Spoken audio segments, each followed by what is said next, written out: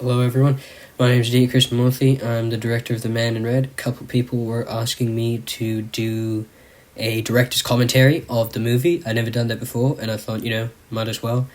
Just to explain some of the choices I made stylistically, some of the behind the scenes, background, all of that stuff. Thought that might be interesting, so yeah, here we go. Let's just get started.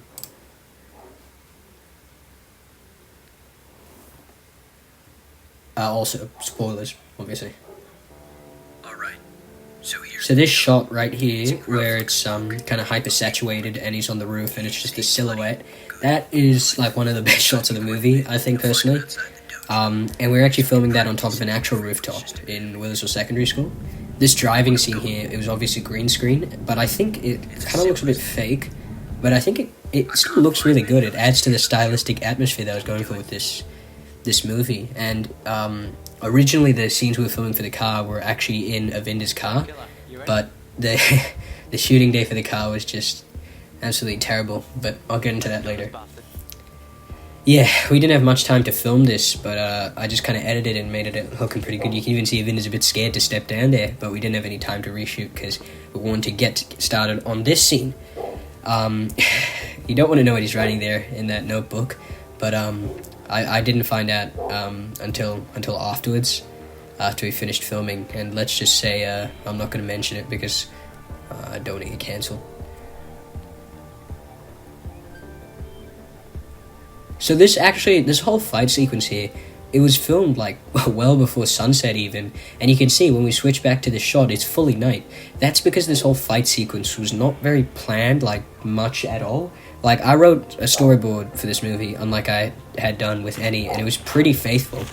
But this fight sequence was planned for an alleyway, and where we ended up filming was the bottom of the stadium, and therefore what we got was a bit different, so I couldn't really direct that. So we kind of had to make it up as we went along.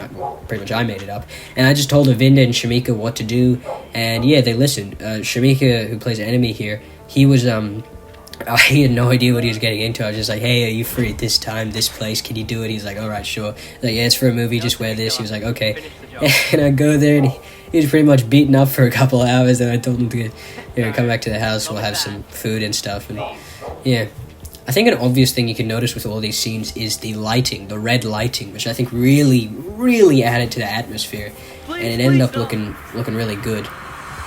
Speaking of the colors, if we go into the flashback sequence here, something you can notice is it's black and white, of course, but it's got a slight green tint to it, a very slight green tint. That's basically because throughout this movie there are two main colors, red and green. The red is obviously a representation of bad, violence, anger, and all those types of things. That's why the man in red literally wears red. And also, red is a representation of love, which is also a play on how the man in red and Killer's relationship is this twisted, toxic, just parasite type thing going on.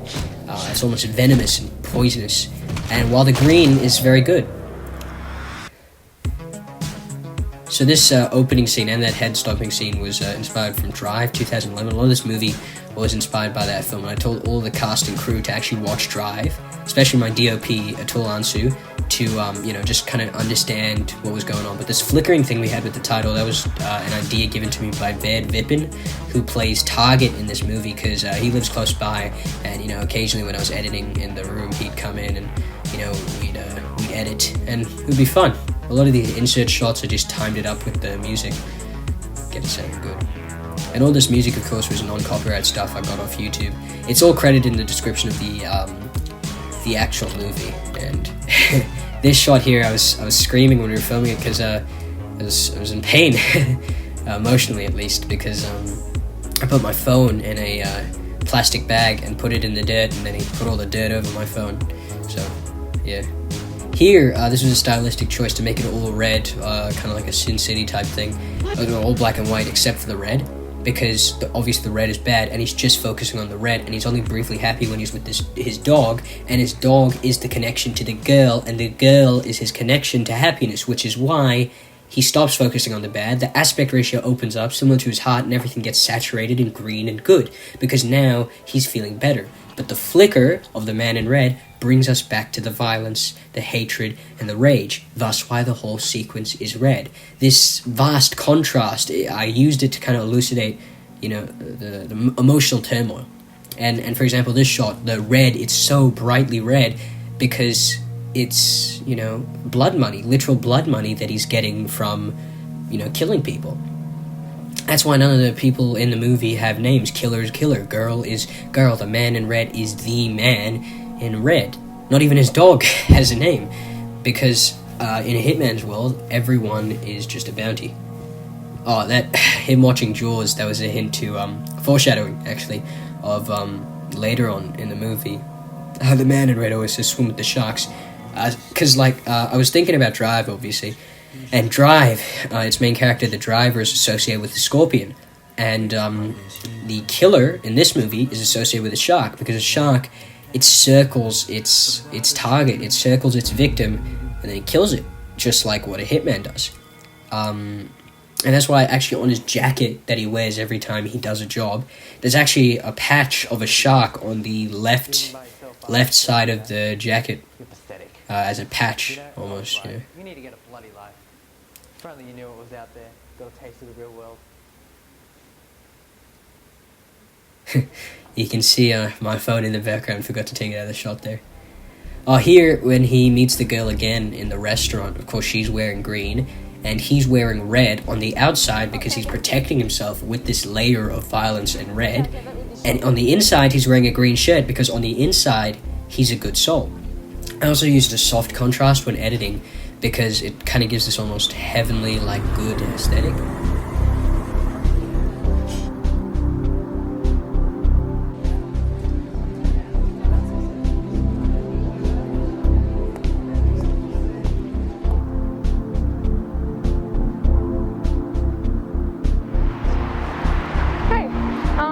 Can you help me get home? I'm just a couple blocks down. Thanks.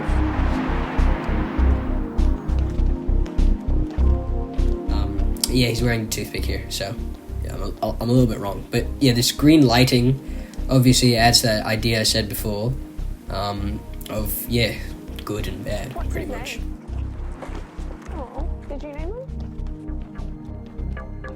Ryan Gosling, when he was playing the character of Drive, he said that his character, the character he was playing, was someone who watched too many movies associated with the heroes and tried to embody that person. I think the killer in The Man in Red watched too many movies and associated with the villain and became that person. But he always wanted to be the hero, but he can't. And that's the struggle. The Man in Red is the thing that's pushing him over the edge. Jaden, he plays the mugger here. He's going to Dubai. But I wanted to make one last movie with him. He's a good friend of mine, known him since year 7. Just great all-around guy. All around. Yeah. And there's this little music thing I play, if you listen closely, every time he's with the girl and they get their climactic moments together. Yeah, that. Thanks for bringing me here. I really appreciate it. It's More Than a Should we hang out Woman again? by the Bee Gees. It's a piano rendition of it. And it's kind of like, because the girl to the killer is literally more than a woman. She is... Oh, you can actually see the Man in Red in the background there. That was a cool idea I had on the spot. She's literally more than a woman to him. Is the reason for him to leave the job. And the target that we see here, he's the wild card. So obviously the Man in Red is telling him to stay violent, stay angry, and stay with the job. And the girl is telling him to leave the job, be a good person. And Target, at the start, of course, telling him to be a good person. You can see the sock patch right there. Telling him to be a good person. That's why he has the green on his side. And then we cut back to the killer. He has red on his side. Until a shot later where it transforms to green. But then later on in the movie, Target changes. And the whole thing switches. So Target is the ultimate thing that pushes him over the edge to become a bad, violent, evil, torturous person. So I started finding stuff I cared about, and I poured my heart and soul Like, into that. I think it's Wondering why I'm telling you all the shot right after this. Look, I was an assassin. Well, was being the key word.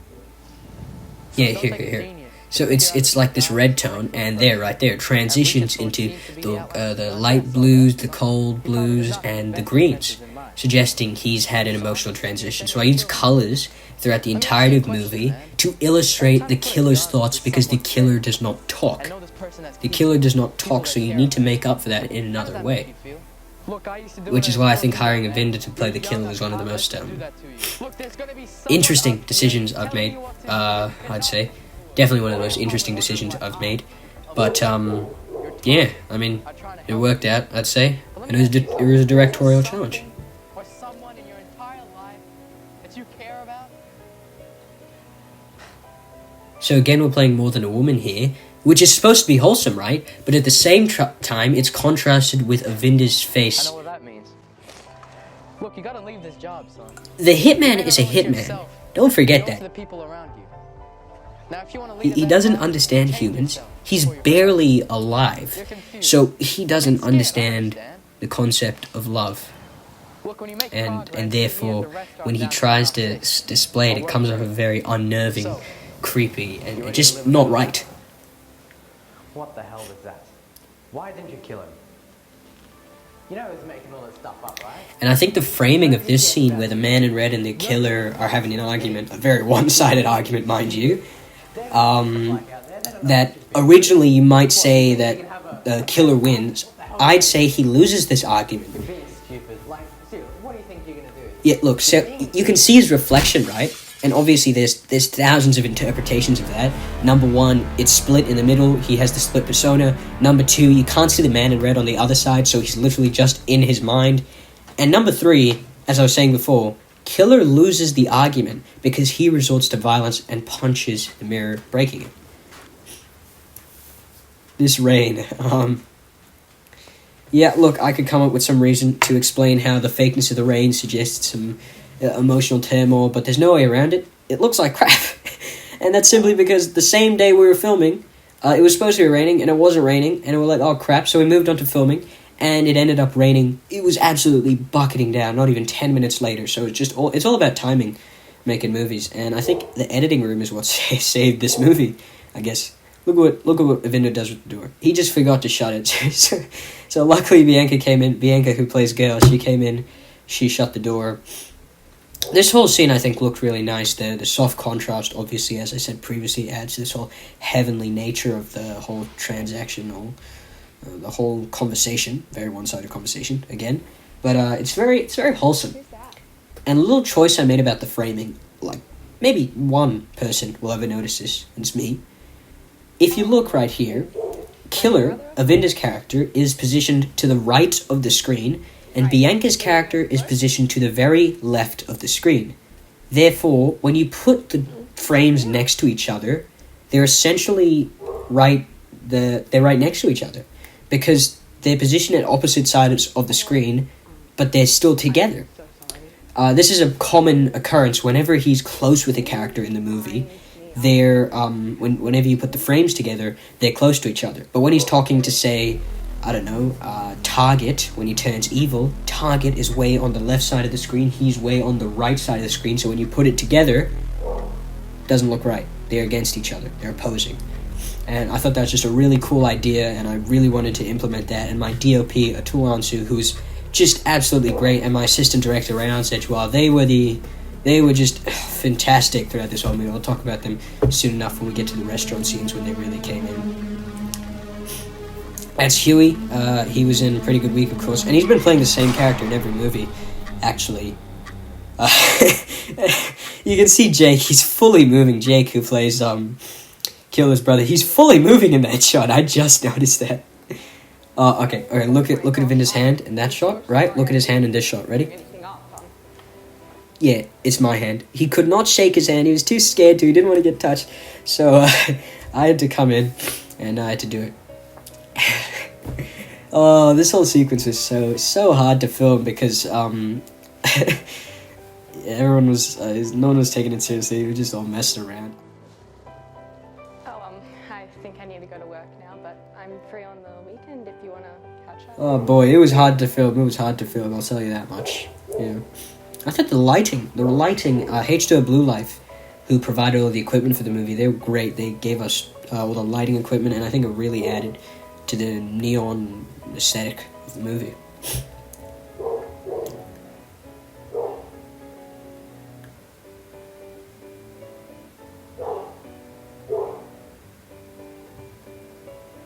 In hindsight, this scene's a bit tenuous, but yeah, I guess it just shows that his compassion for his dog.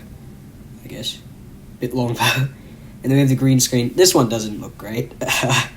And Avinda was supposed to smile kind of satisfied. Instead, we got this creepy grin. But again, you know, and yeah, we got some good footage out of it too, like this one driving. And something I really liked here was that he walks in and it dissolves as well of that curve thing. It's like he's walking into the mouth of a neon demon, if you will. And I think the restaurant scene. I think the restaurant scene is where the movie's look really came in. I think this whole sequence has some of the best shots. Sujiwa Wikramaratne, Avinda's dad, he was the guy who allowed us to film in his restaurant, and we got some spectacular sequences out of it. But boy, it was hard to film because it was a very hot day. There was actually a funeral going on the other side that we weren't even aware of. And yeah, I mean, it was hard to manage. That's why you can actually see the flags are at half-mast behind them.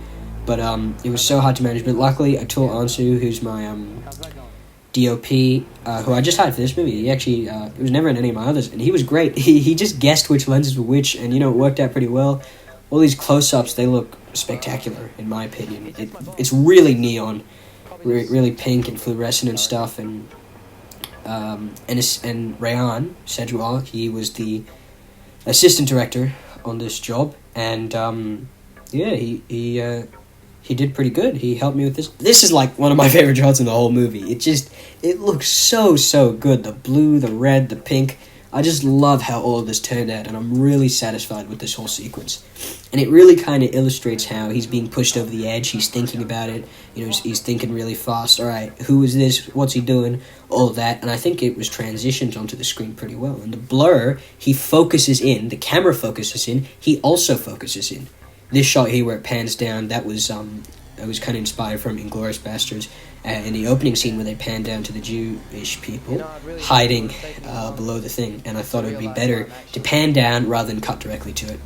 Well, there's no easy way to put this. Ved, I've been sending to kill you. He did a really good job on his audition. Originally he was auditioning for Killer, and I said, hey, you should try for Target. And he said, alright, fine. He had one look at the lines, he read it, I recorded it, and I was blown out of the water. It was a really good job, and I think he ended up doing a really good job. I mean, look at the red light on his face and the green light on Avinda's mixed with the kind of pinkish red. He's torn. He's really torn. And yeah, some people might call that a PowerPoint presentation cut, and yeah, in some ways it is, but I think it's this very genre style thing that I was going for. And this movie is very different to my other movies in tone and style, and I think it ended up working quite well. I'm pretty satisfied You with should it. have seen the look on our faces when we realized it was his own flesh and blood. You think a man? No, not a man. He improv that line. And the delivery, I think that he's just really good with his delivery, and he really added to this very devious, very diabolical nature of the character. And I think and then Henry's character coming in, it's just good. I'm just really happy with this scene, if you guys haven't noticed. We both know we can't. You are more powerful, you are more angry, you are more corrupt. Swim with the sharks. I'm just surprised how well it turned out, despite the fact that it was an absolute crap show to film on day, because there were so many people to manage. Jaden, who came in, he was supposed to film a scene that day, but we didn't even end up doing it because it got too late, too fast, and we were very behind schedule. But yeah, we didn't take any breaks, we just went full on, and yeah. You know, Henry was actually beating the crap out of Ed in this scene. This isn't even faked. It's 50%, not even 50, it's 70, 80%, 90, 100% real. It's 100% real. He's beating him up, except for this part. I like the flickering. Now it's not flickering between the man in red and the killer. Now it's fully the man in red. The man in red has all the power now, and the killer is hopeless. That's why it has such dark contrast. It's just the red and the black. There's nothing else, nothing to stop. This little cut that we do was taken pretty much directly from Night and Wrong, my last film, and before Under the Streetlight, and the jagged cuts, the handheld, the blurry, the transition, the blood, everything, it adds to this idea of him being confused and lost, and more so than ever before. He's always supposed to be calm and in control, but now he's done for. You can see even the girl is just in shock, and yeah, both of them are smiling here. There's no way around it. They're both fully smiling, but yeah, best you can do. These scenes right here, these were the only shots that we took of the driving that were actually used in the movie, because the first day of shooting, we were doing all of the driving scenes, and it could not have started worse. It was fully raining, as you can see, but even worse than what's being portrayed on screen. It was terribly raining. The car that we were driving, it broke down, and I put all the camera equipment in the back, so we had to jumpstart the car. Luckily, Bradley was a mechanic, so he could do that. We had to jumpstart the car, everything. It was, yeah. I don't even want to know. Here we go. The infamous purple grass scene. How to feel about you right now. So, everyone's asking why it is purple, why the grass is purple. Alright, here we go. This is my honest explanation for why the grass is purple. The killer is in a situation he is not accustomed to. He is talking to the girl and he has to take responsibility for his actions. Have you killed other people? Purple is neither red, neither green, neither blue, nothing we've illustrated before. It is a mix of everything because he is not sure what to do. So I changed all of the greens, all of the good, to purple because of his confusion. I understand it looks a bit weird, but honestly I think it looks alright. Maybe I won't make a choice as stylistically bold as this one in future films, considering the backlash, but I'm alright with it. Are you kidding me? You killed people. Yeah. You can't just... What is Only wrong? problem was, Look, you're just gonna go I think when I selected some of the greens, the reflection of the grass in the light reflecting off of people's faces kind of made, like, accentuated colours of red, like Vinda's nose. What are you doing? In that shot, it's very red, Bianca's skin's very pink, all of that, and you can still see some of the green outline. But otherwise, it looks alright. I'm so sorry. The killer's first line, I'm so sorry. It's only 3 words, and I think it's really powerful, and I'm really happy with how we took that.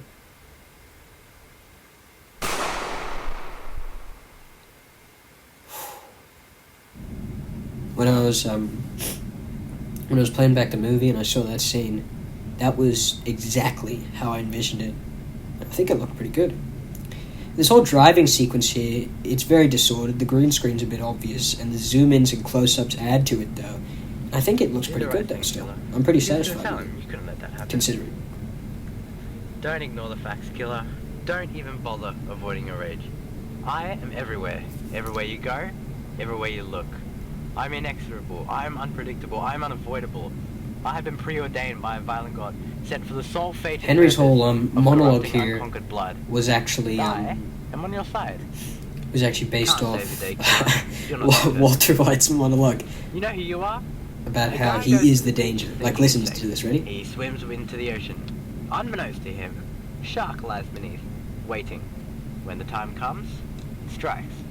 The guy tries fighting it off, but nothing works, and he succumbs to the wounds. You think you're the guy who swims in. No. You are the shark. Just remember one thing, See? killer. Swim with the sharks. Now, I think this final scene is either the best scene of the movie or the second best. It's a toss-up between this and the whole restaurant sequence, because the flickering with the snare drum, I mean, I just want to watch it, not even talk.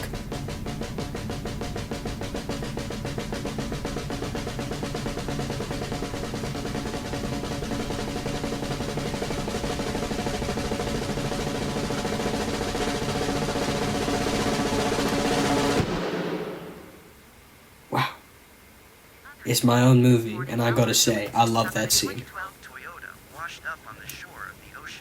And this beach sequence I didn't record, it stole it off YouTube. So yeah, that's The Man in Red.